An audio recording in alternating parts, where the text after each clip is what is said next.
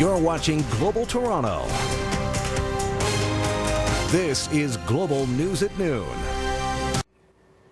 Well, with Doug Ford named the new leader of the Ontario Conservatives, the focus now shifts to the provincial election in June. And joining us this afternoon, the leader of the Ontario NDP party, Andrea Horwath. Andrea, great to see you as always. My pleasure as always, Jeff. All right, Doug Ford was with us yesterday, and he predicted a super majority for the Conservatives. I'm going to go out on a limb and say that you disagree with that. I disagree with that. Okay, why is it now the time for the NDP in Ontario? Well, look, I mean, people are so disappointed with Kathleen Wynne and the Liberals, but they don't have to choose between bad and worse. I mean, folks have been bouncing back and forth between Conservatives and Liberals, Liberals and Conservatives, and life just seems to keep getting harder for folks. And I think this is a time in Ontario where we can do something completely different and elect a government that's always going to be focused on the interests of everyday people. That's what we do as New Democrats. That's what we have to offer. And I'm excited about the, about the hopeful tone to our campaign, where we're going to say to folks, we don't have to have people lined up in gurneys, in hallways, in hospitals. We don't have to have our kids in schools that are crumbling. We can make decisions that are based on and focused on the needs of people. All right, now that we have the leaders set, the Liberals, they've been in power, of course, for 15 years, which is an eternity in politics, and polls show that there is an incredible appetite for change, and that both Kathleen Wynne and Doug Ford, your leadership rivals, are polarizing figures. Sure. So do you think that that gives you your best opportunity for power? Well, what I can say is that people feel pretty cynical about what's happening in politics these days. I mean, promises are made to get elected, and then as soon as people are elected, the promises are broken. They're so disappointed with the performance of the Liberals, and so yeah, you're right. I mean, folks don't want to go there, but I think that they can do better than a choice between Kathleen Wynne and Doug Ford, and that's exactly what we're offering. You know, it's definitely a mood for change out there. I would agree with you, Jeff, but people don't just want change. I mean, what we need to look at is what kind of change Ontario needs, and what we need is change for the better. We don't need more privatization, which is what Doug Ford is suggesting he's going to bring. We don't need even deeper cuts, which again is what Doug Ford is promising. We've had all that with the Liberals. It's time to do something different in this province and actually, provide the kind of supports and public services that are tools that help people to build a good life here. Because I got to tell you, folks are feeling like they're just not getting ahead. They're working as hard as they can. They're trying as best as they can.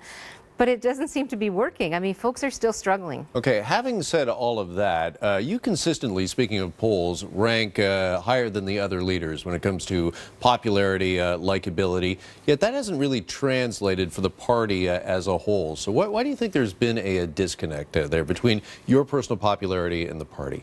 Well, I mean, I don't know the answer to that, and it's folks like you that kind of, I think, come up with some of the analysis around how that happens. But what I can tell you is this.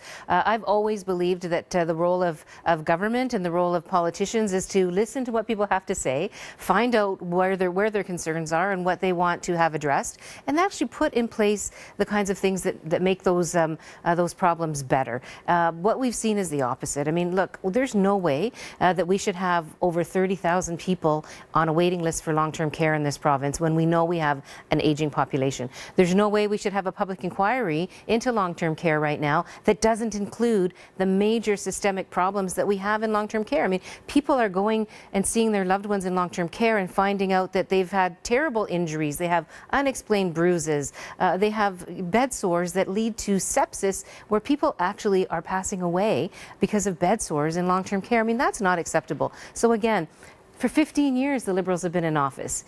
They're going to come out with a plan and a budget that talks about all these kinds of things, all these promises. But the bottom line is, after 15 years in office, if they really wanted to make these kinds of changes, they would have been made already. I want to go back, if I can, to the last election, Sure. 2014. Some thought that your party ran too much of a centrist campaign.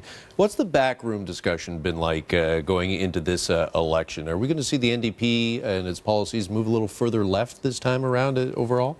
Well, I mean, what we're going to see is what the NDP believes in and what we've always believed in, which is that government should be about making life better for people, and that public dollars should be invested in public services. And so our platform's not quite ready yet, but it is almost ready. And when we bring it forward, you'll see really plans that that address some of the fundamental things that need to be dealt with in our province. Did it get away last time a little bit from what the grassroots, what the core of the party is about, do you feel? Well, I mean, our platform was a bit of a mix of a number of things, but what we were focused on was acknowledging and recognizing that life was getting really unaffordable for folks. And we focused a lot on saying, you know, we are hearing you that you're having a challenge making ends meet. We're hearing you that you're worried about the future, and we're going to put a platform forward that addresses those worries. I think those worries are still there to some extent. I mean, we have a hydro system that the Liberals decided to sell off, and so now it operates in the best interest of shareholders as opposed to the people of this province. Meanwhile, our bills are skyrocketing. Both the Liberals and the Conservatives support that plan. I mean, there's no change in the Conservative platform from what Kathleen Wynne has done to hydro. We disagree. Okay. We think we can make hydro more affordable and in the public interest. Quickly running out of time here, but I wanted to ask you, you've mentioned about the cynicism in politics these days. Do you expect that to be a factor in this election with everything we've seen going on, particularly in the run-up to the election? And do you think that might translate into, say, lower voter turnout? Well, I certainly hope not. I mean, we've had discussions about voter turnout for a while now, and one of the things I think that that people get motivated by is hope for the future. I mean, if they see the same old, our only choice is Kathleen Wynne or Doug Ford, then I think that the voter turnout's not going to be great. But if people actually see an opportunity to vote for a party and a premier that's focused on positive results for the future, I mean, making change for the better, then I think that we'll see the voter turnout go up. People want to go to the polls for something, for a positive reason. That's what motivates them. And I think that the best way to get voter turnout up is to provide something hopeful that people can vote for a change. All right, well, we're only at the start of the campaign. There's Ontario NDP leader Andrea Horwath with us this afternoon. Andrea, thanks for the time, and I'm sure we'll see you down the road. Thank you, Jeff.